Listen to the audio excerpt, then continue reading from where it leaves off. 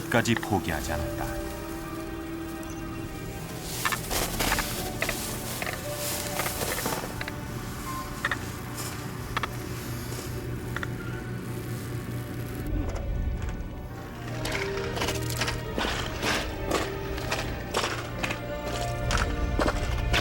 무리를 덮친 재앙에서 도망치기 위해 필사의 노력을 다하고 있었다. 하지만 다리에서 날개로, 다시 목으로 백로의 몸은 서서히 굳어가고, 그렇게 죽음이 백로를 덮치고 있었다.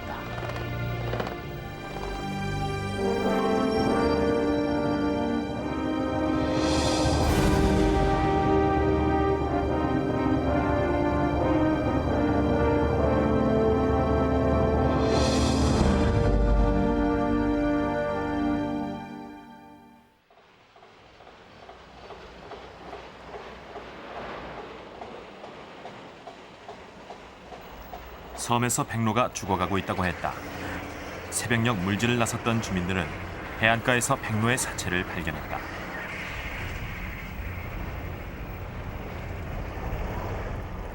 평화스럽게만 보이는 섬 거제도와 그곳의 백로.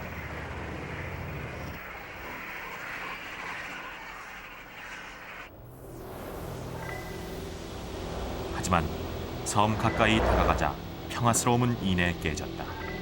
백로의 죽음이 목격되기 시작했다.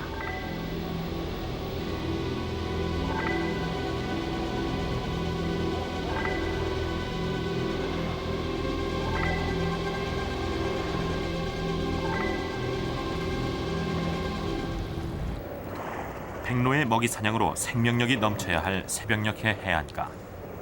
하지만 곳곳엔 백로들의 사체가 썩어가고 있었다. 한쪽에선 죽음과 사투를 벌이는 백로의 처절한 몸부림이 계속되고 있었다.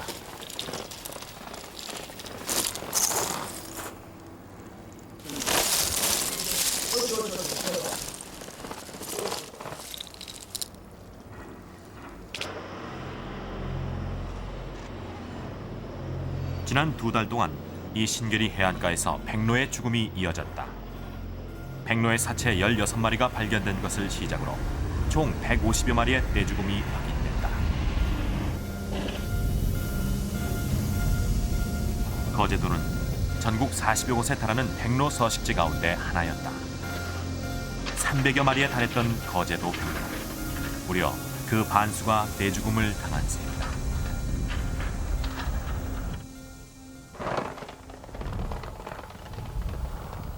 죽음의 현장은 백로의 잠자리가 있는 고개섬과 휴식처인 갈대밭, 그리고 그 사이 먹이를 사냥하는 갯벌에 이르기까지 광범위했다.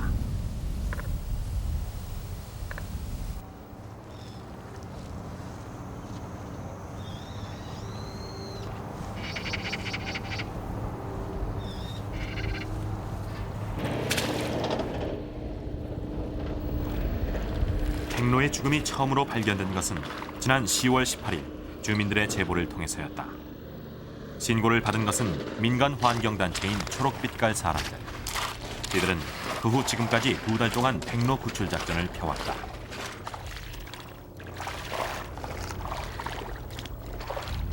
백로 떼죽음의 원인이 전염병일 경우 백로의 사체는 당연히 또 다른 오염원이 될 가능성이 있다. 곧바로 사체를 수거하는 작업에 들어갔다. 다행히도 살아있는 놈들이 있었다.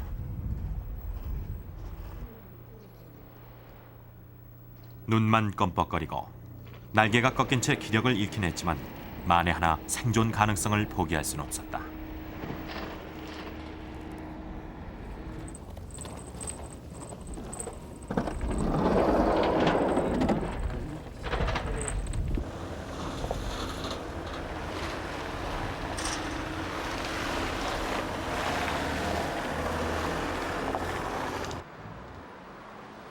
원인 불명인 백로의 죽음. 병명조차 모르는 상태에서 근본적인 치료는 불가능했다. 우선 기력을 회복해 병과 싸울 수 있도록 영양주사를 투여했다.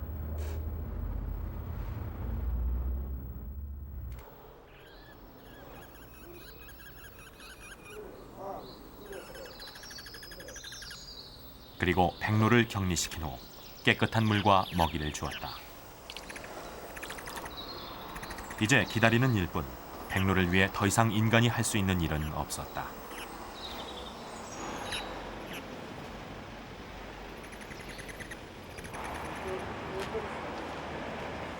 싱싱한 미꾸라지. 백로는 눈앞에 주어진 먹이를 먹는 것조차 힘들어했다.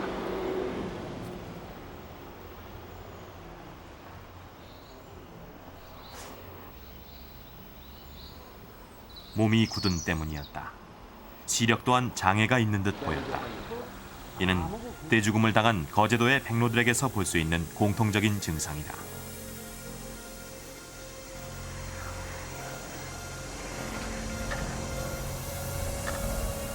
죽음을 앞둔 백로의 모습이다. 놈의 다리는 꺾여 있다.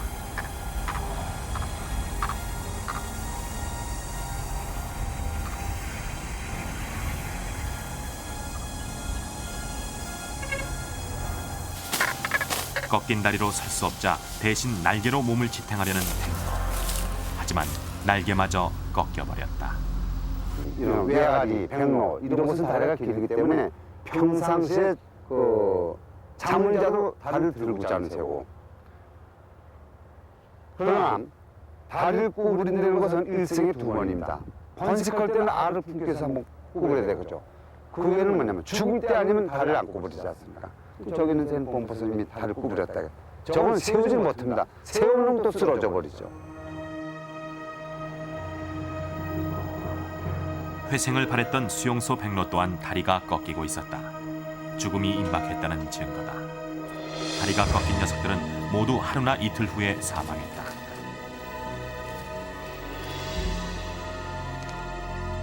다리로부터 눈까지 급격히 마비 증상을 보인 백로는 결국 눈도 감지 못한 채 죽어갔다.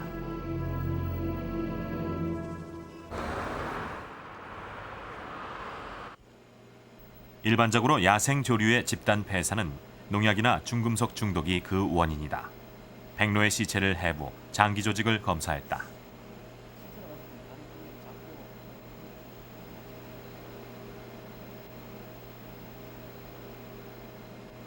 농약이나 중금속 중독일 경우 간과 신장에 치명상을 입는다. 하지만 검사 결과 이상이 없었다. 뇌와 다른 장기 조직까지 검사를 확대했지만 이상은 없었다.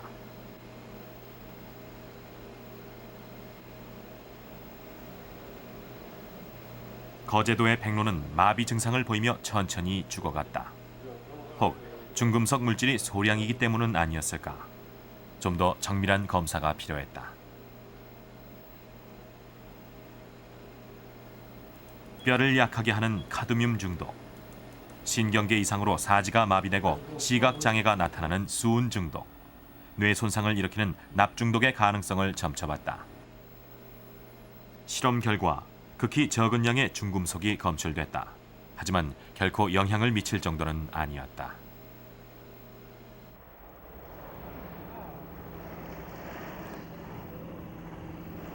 백로의 사체에서 원인을 찾을 수 없다면 백로가 생활하고 또한 죽음을 당한 서식 공간에 눈을 돌려야 한다.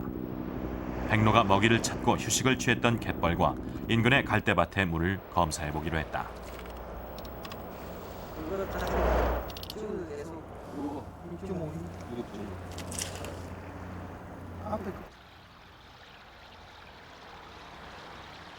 정확성을 기하기 위해 물이 흐르는 곳과 고여 있는 곳 4곳을 선정, 서식 공간의 수질 검사를 실시했다.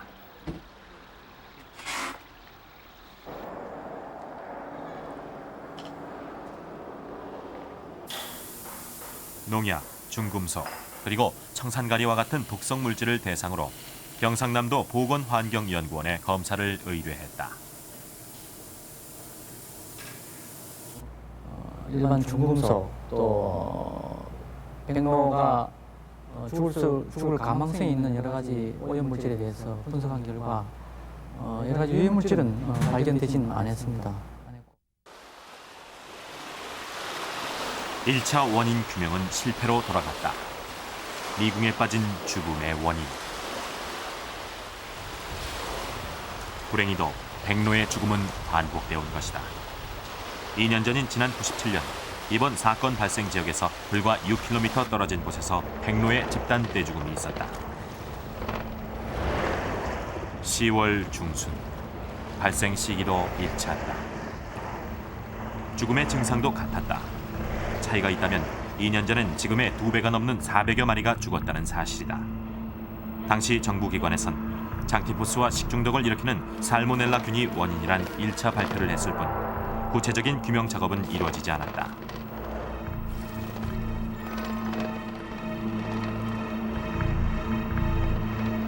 백로의 죽음은 그렇게 잊혀졌다.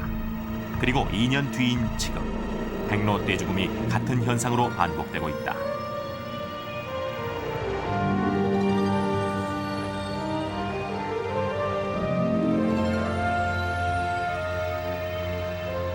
거제도에선 시내 한복판에서 백로를 볼 수 있다.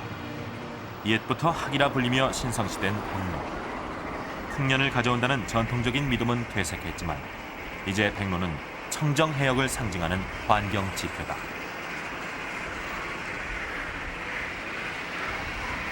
청정해역.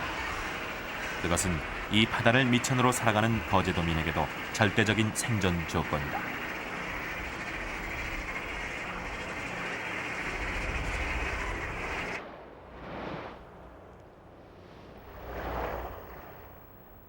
백로가 거제 고개섬을 찾기 시작한 것은 근래의 일이다.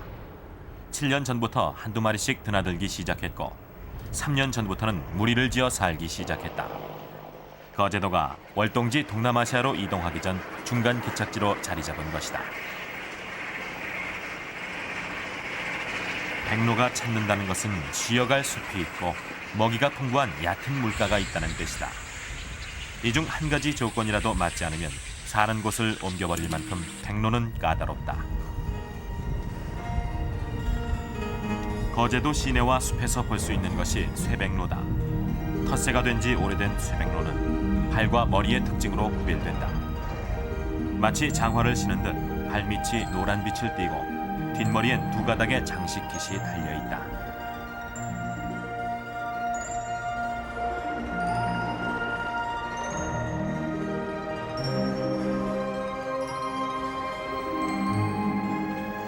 쇠백로와 함께 우리나라에서 가장 흔히 볼 수 있는 백로가 중대백로.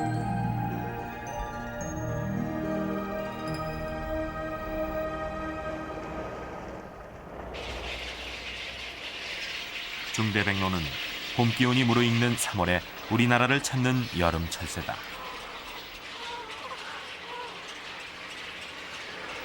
수컷은 반드시 지난해 살았던 번식지를 찾아 둥지를 짓는다. 목이 좋은 둥지가 암컷을 유인하는 데 필수적이기 때문이다. 중대백로의 등에 흰 장식깃이 돋고 눈 밑에 초록빛이 돌기 시작했다. 바로 짝짓기가 시작됐다는 신호다. 중대백로는 일부 일처제로 짝짓기를 한 후 암컷은 모두 6개 정도의 알을 낳는다. 암컷과 수컷이 번갈아 알을 품는데 죽을 때를 빼고 지금이 백로가 유일하게 긴 다리를 구부리는 때다.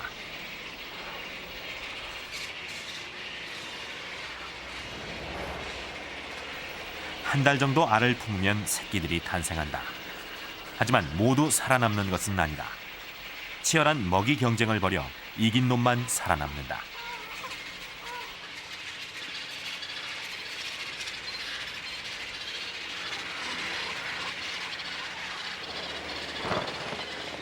새끼 백로들이 스스로의 힘으로 하늘을 날기까지는 40여일이 걸린다.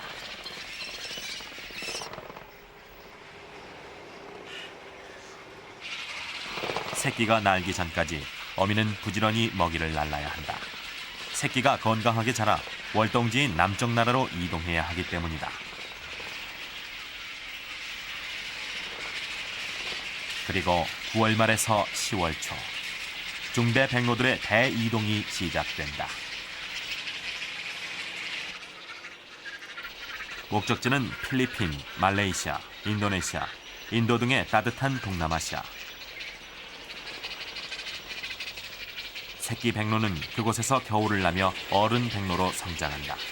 그리고 또다시 이듬해 봄, 고향인 한국 땅을 찾는다.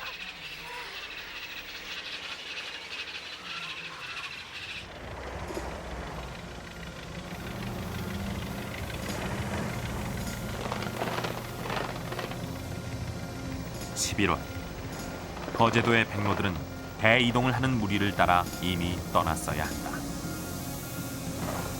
그런데 150여 마리에 달하는 백로들은 남쪽으로 향하지 못하고 이곳에서 떼죽음을 당했다.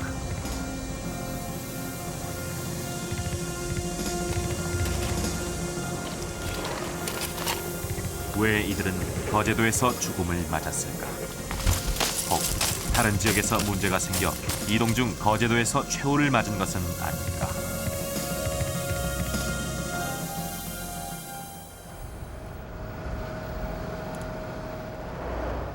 거제도 인근 지역을 중심으로 백로의 서식지를 탐문해 나갔다.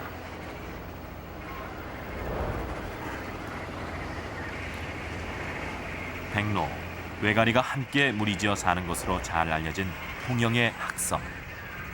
텃세가 된 외가리만이 관찰됐다. 나머지 백로들은 무사히 대이동을 했다는 요인이다.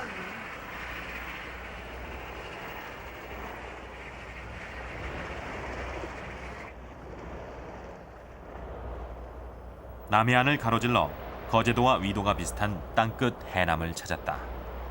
동일 위도상이기에 아직 이동하지 않은 백로들이 있다면 발견될 가능성이 가장 높은 곳이다.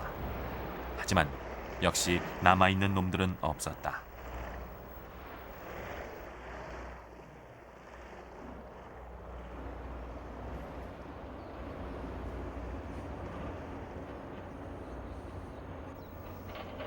백로가 발견된 곳은 영산강 하구에서였다.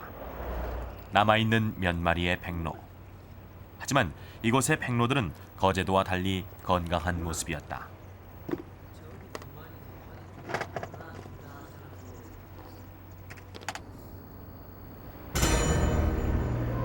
백로의 떼죽음이 확인된 것은 거제도뿐이었다.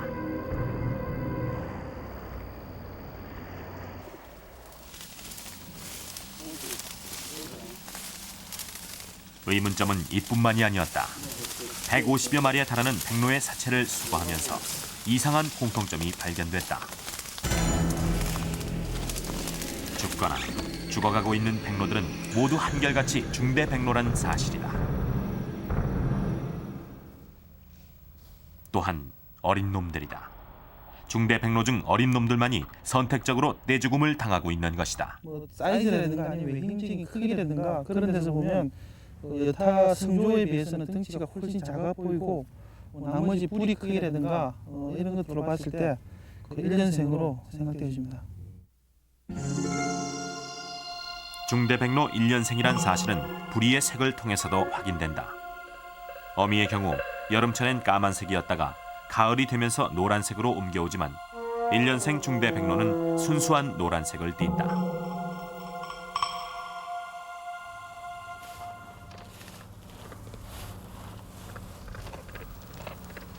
어린 중대백로 1년생들의 떼죽음. 1년생 중대백로란 올해 이 땅에서 탄생하고 자란 백로다. 이들이 떠나지도 못하고 죽어가고 있는 것이다. 아직 살아있는 거제도의 어린 중대백로를 좀 더 세밀히 관찰키로 했다.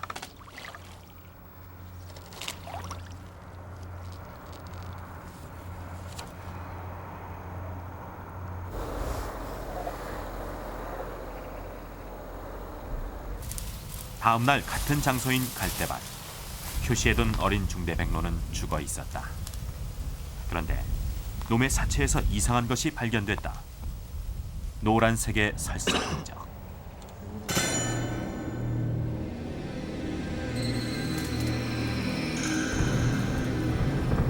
다른 놈들도 마찬가지였다.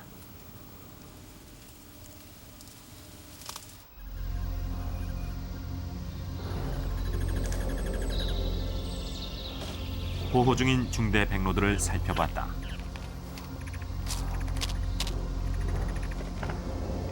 노란색의 설사, 동일했다.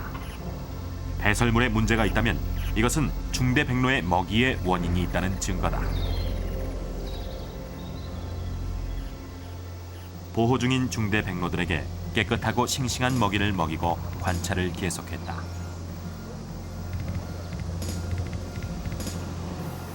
깨끗한 먹이를 먹인 지 하루 정도 지나자 중대 백로의 배설물에 변화가 일어났다.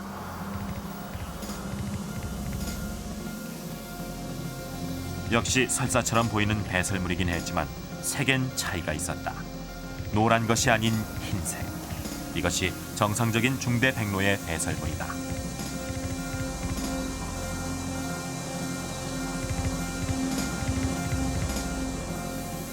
정상적인 흰색 변을 배설해 희망을 주었던 어린 중대 백로들은 결국 모두 죽었다.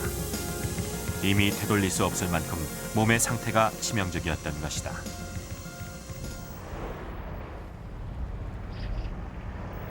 배설물의 이상 증세를 보이며 죽어간 1년생 어린 중대 백로들. 취재진은 중대 백로의 먹이에 주목했다. 대개 놈들은 새벽이나 낮에 먹이 사냥을 나선다. 놈들이 먹이를 찾는 곳은 얕은 물가.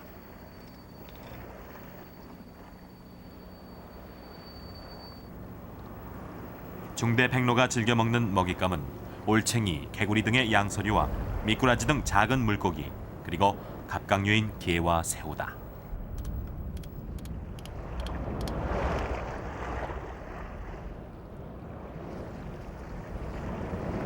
긴 목과 부리, 그리고 다리는 물속의 먹이를 사냥하는 데 알맞다. 일단 먹잇감이 발견되면 S자형의 목을 늘여 목표물을 조준한다. 그리고 길고 뾰족한 부리로 물속의 물고기를 찍는다.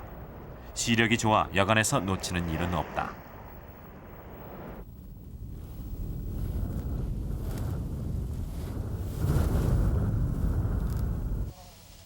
자연사한 중대 백로의 위장을 관찰해봤다.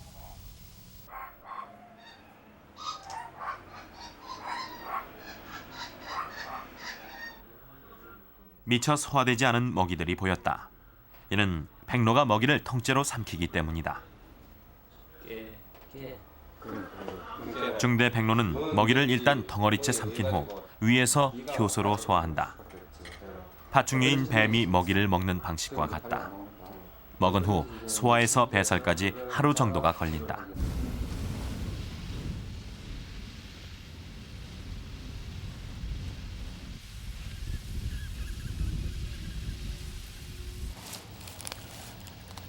이번엔 현장에서 마비 증상을 보이며 떼죽음을 당한 중대 백로의 위장을 살펴봤다.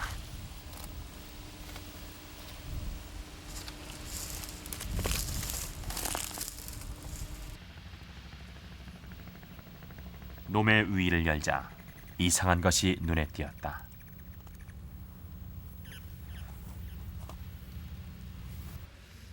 조금 특이하게도 파래 같은 어떤 녹조류들이 조금 나오고 있습니다.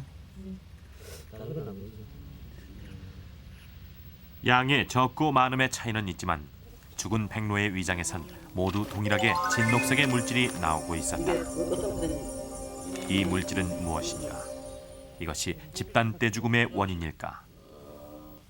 원래 이 백로는 우리가 잘 아는 바와 같이 이런 물고기나 이런 것들을 주식으로 먹는 게 일반적인데 지금 이 문제를 일으키고 있는 이 사두도나 이 신대 이 마을에서 나오는 문제되는 폐사가 진행되는 그런 백로들을 볼 적에 파래를 지금 많이 먹는다는데 문제가 지금 있는 것 같습니다. 중대 백로가 먹이를 찾는 사냥터인 해안엔 파래가 지천으로 널려 있었다. 하지만 동물성 먹이만 먹는 중대 백로가 파래를 먹은 이유는 언뜻 납득되지 않았다. 야생에 있는 모든 동물들이 체내에 어떤 질병이 생겼을 때 본능적으로 자가치료를 위해서 광물질이나 그런 양리작용이 있는 그러한 식물들을 섭취를 해서 치유하는 그러한 것들이 있거든요. 그래서 백로의 체내에 이상이 생겨서 해조류를 섭취를 하게 됐는지 아니면 우리가 여태까지 백로의 식이습성에 대해서 연구된 바가 해조류를 섭취하는 것이 연구된 바가 없었기 때문에 우리가 몰랐을 뿐인가.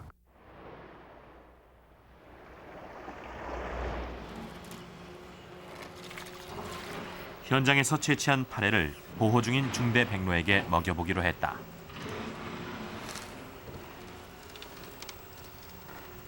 만약 자가 치료의 하나로 중대 백로가 스스로 파래를 먹었을 경우 이런 추론이 가능하다. 동물성만 먹는 중대 백로가 식물성인 파래는 소화해내지 못해 윗속에 파래가 가득 차서 쇼크사가 일어날 수도 있다.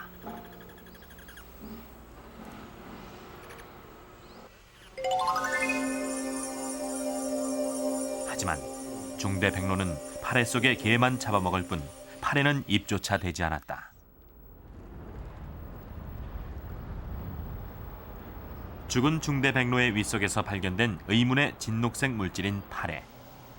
대부분 언론에서는 이 파래를 죽음의 원인으로 보도했다. 하지만 먹지도 않는 파래가 죽음의 원인이 될 수 있을까? 그렇다면 의문의 진녹색 물질이 다른 해조류일 가능성은 없을까? 가장 넓게 분포되어 있는 해조류인 깃털말 속의 조직 검사를 해봤다.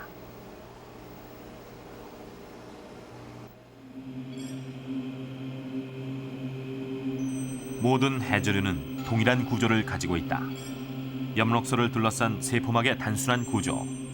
소화 과정에서 파괴되지 않게 실험 결과는 분명했다.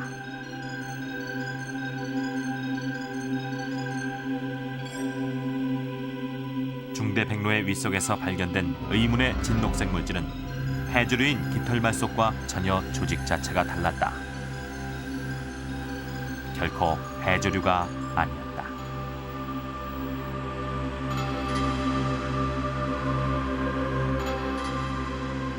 그다음에 또 이제 초식 동물인 그 성게 같은 거 이런 것들은 주로 이제 해조류를 먹고 소화시키는데 그 소화된 상태의 성게 위 내용물을 보더라도 해조류를 아주 그 미세한 해조도 식별할 정도 흔적은 않습니다.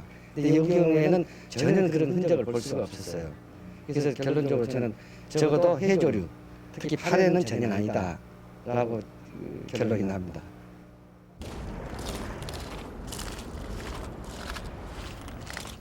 백로의 배설물을 통해 죽음의 원인이 윗속에서 발견된 의문의 진녹색 물질에 있다는 단서는 확실했다.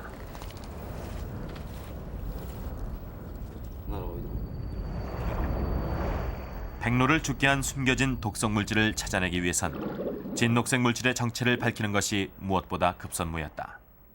해조류가 아니라면 백로의 먹이 속에서 찾아내야 했다. 백로가 죽어간 현장에서 양서류와 물고기, 갑각류 등 놈들의 먹이를 채취해 진녹색 물질과 배조에 나섰다.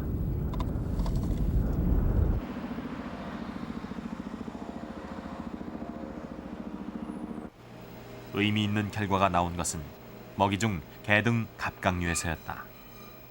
현장에서 수거한 게를 진녹색 물질과 대조하기 위해 포르말린 처리로 굳힌 뒤 단면을 잘랐다.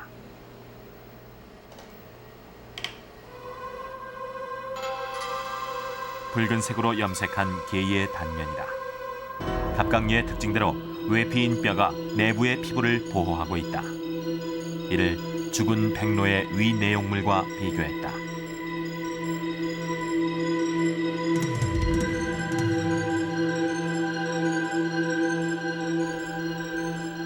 의문의 파란색 물질. 그 주된 성분은 백로의 먹이인 갑각류였다. 외관상 차이가 있는 건 소화가 진행됐기 때문이다. 쇳덩어리를 녹일 정도의 강한 산성을 지닌 백로의 담즙이 먹이인 개뿐만 아니라 백로의 위벽까지 헐어내고 있었다. 원래 담즙은 평소에도 분비가 됨으로써 소화를 도와주는 그러한 작용을 하고 있는데 현재 저희가 판단할 때는 좀 더 과다하게 분비가 된 것으로 판단이 됩니다. 그 과다하게 분비된 이유가 어떤 독소라든지 아니면 병원체에 의한 감염에 의해서 된 것인지는 아직까지는 알 수는 없습니다. 숨겨진 독성 물질을 찾기 위해 먹이에 주목하고 추적했지만 이미 소화가 이루어져 정확한 원인을 밝힐 수는 없었다. 다른 가능성들이 제시됐다. 그 하나는 독성을 가진 새로운 미세 조류의 출현이다.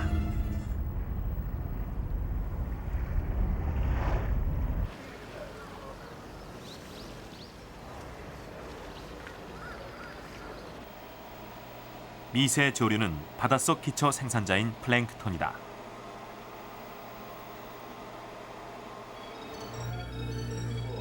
플랭크톤의 종류는 다양해 식물성 플랭크톤만 해도 300여 종에 이른다. 이들 중 일부가 환경 변화에 따라 독성을 갖게 된다. 하지만 아직까지 이들 독성 플랭크톤의 종류나 구체적인 영향에 대한 연구는 기초 단계일 뿐이다.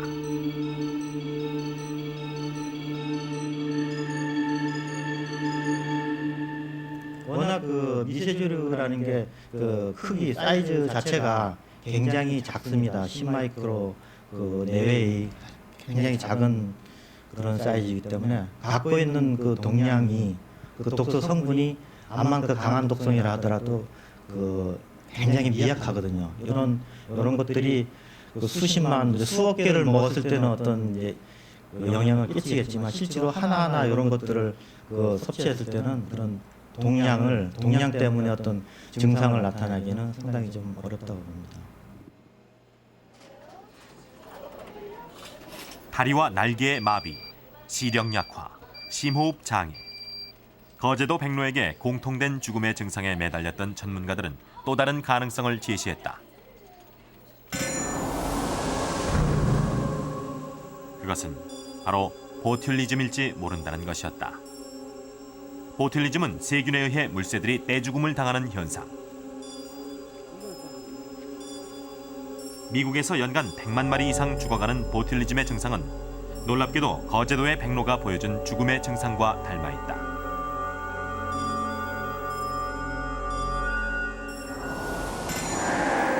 몸이 마비돼 눈꺼풀조차 감지 못한 채 갯벌에 처박힌 새의 죽음.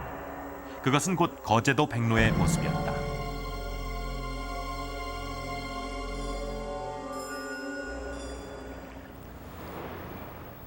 하지만 보툴리즘은 침전물이 많은 오염된 하천에서 발생하는 데 비해 거제도는 물의 순환이 원활하다.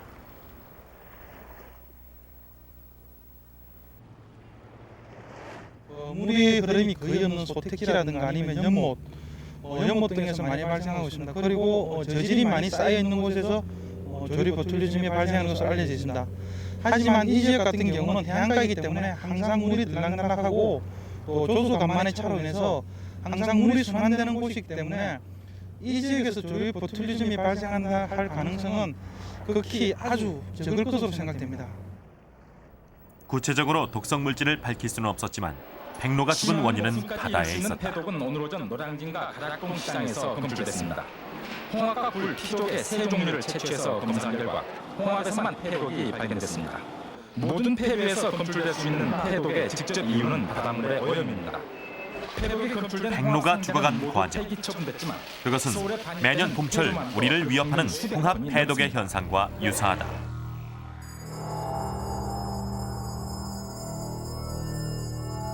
오염된 바닷물 속의 독성 플랭크톤은 이를 먹이로 하는 1차 소비자인 홍합에 농축된다.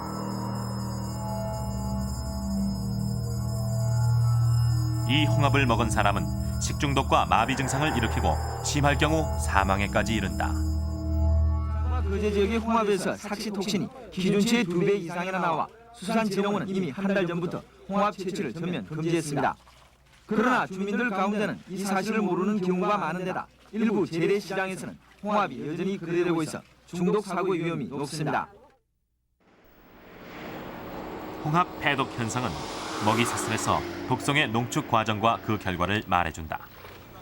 1차 소비자인 홍합에겐 독성이 문제되지 않지만 2차 소비자인 인간에게는 치명적인 것이다.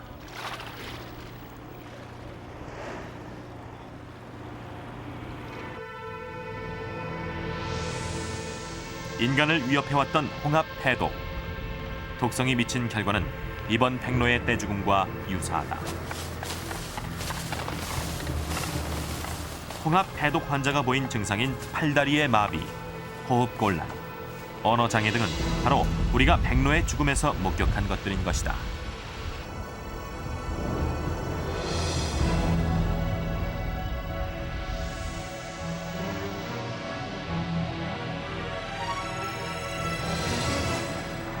먹이 사슬에서 백로가 죽어간 과정 또한 일치한다. 독성 플랭크톤을 섭취한 1차 소비자인 게나 새우 물고기에게는 이상이 없지만 독성이 농축된 이들을 먹은 2차 소비자 백로는 집단 떼죽음을 당한 것이다.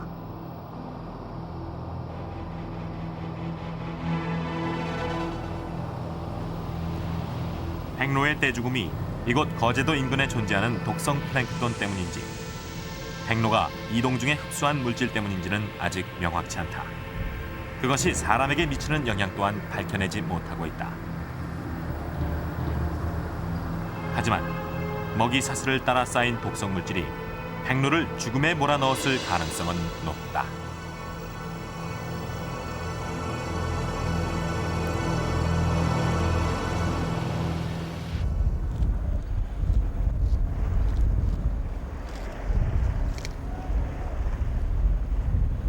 분명한 것은 백로의 서식 공간과 인간의 삶의 터전은 같다는 것이다. 백로가 먹이를 구하는 바로 이곳에서 사람 또한 물고기를 잡고 양식을 한다. 백로의 죽음은 인간에게 생업의 공간인 이곳의 환경을 말해주는 환경 지표가 될 수 있는 것이다.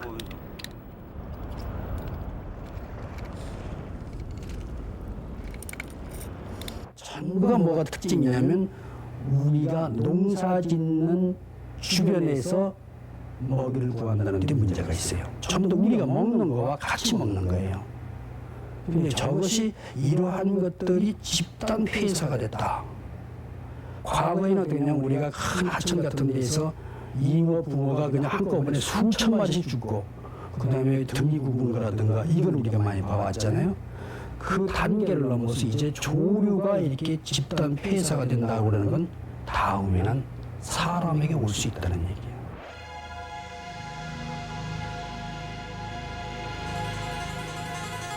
불분명한 백로의 이동 경로, 미확인된 독성 물질, 백로의 죽음을 추적하는 과정엔 많은 한계들이 있었다.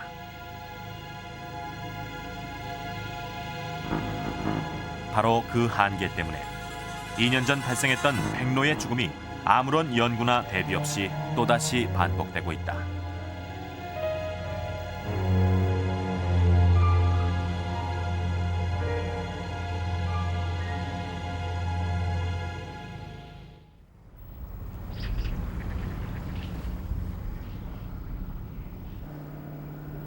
지난 11월 21일 다시 거제도를 찾았다. 2달 동안 죽음의 그림자가 휩쓸고 간 이곳엔 마지막으로 살아남은 백로 한 마리가 있었다.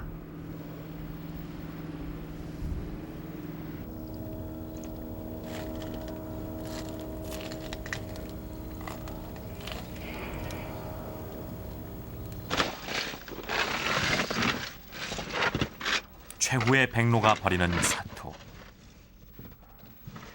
제 몸에 생긴 죽음의 징후들과 싸워 이기려는 놈의 투지는 그러나 조금씩 꺾이고 있었다. 백로의 서식 공간이자 인간의 삶의 터인 이곳 거제도.